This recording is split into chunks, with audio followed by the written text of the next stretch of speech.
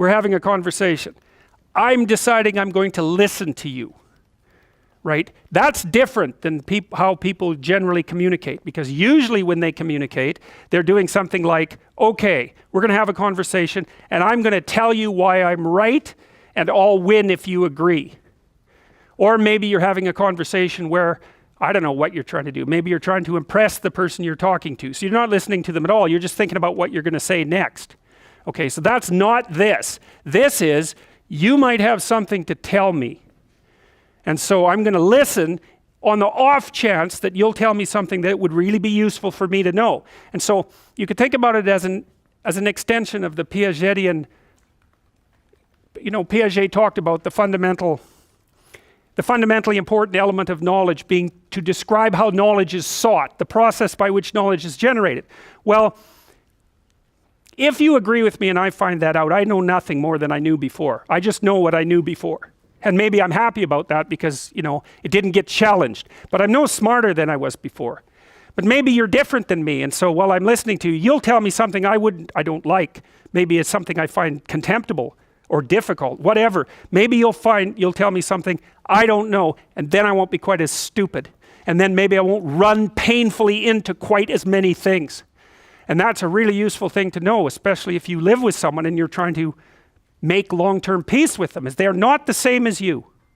And their way they look at the world and the facts that they pull out of the world aren't the same as your facts.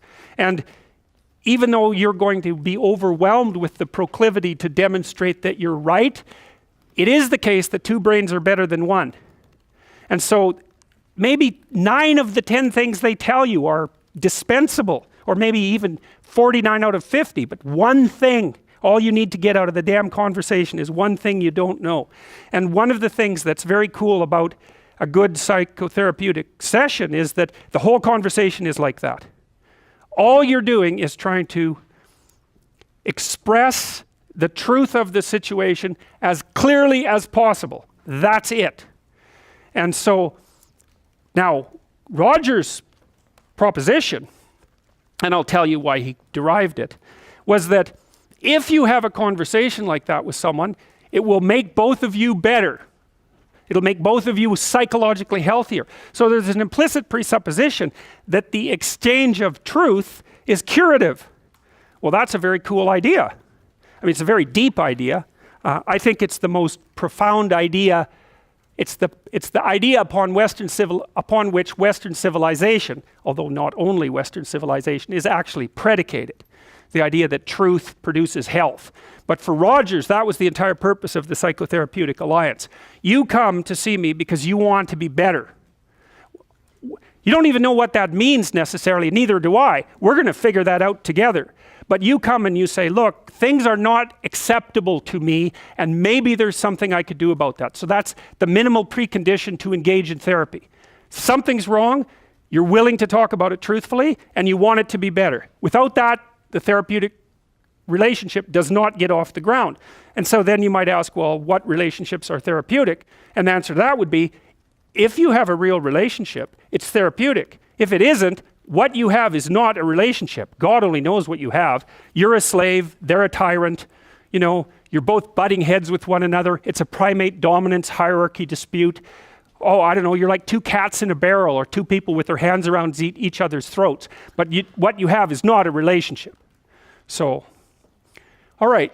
We may say that the greater the communicated congruence of experience, awareness, and behavior on the part of one individual, that's a reference to the same idea that I was describing with regards to Jung. So let's say you come and talk to me and you want things to go well. Well, I'm going to have to more or less be one thing, because if I'm all over the place, you can't trust any continuity in what I say. There's no reason for you to believe that I'm capable of actually telling you, I'm capable of expressing anything that's true. So the truth is something that emerges as a consequence of getting yourself lined up and beating all the, what would you call, all the impurities out of your soul, for lack of a better word. You have to be integrated for that to happen, and you do that at least in part by wanting to tell the truth.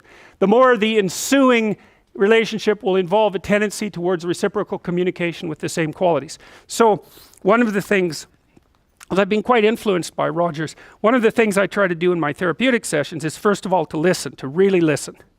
And then while I listen, I watch. And while I'm listening, things will happen in my head.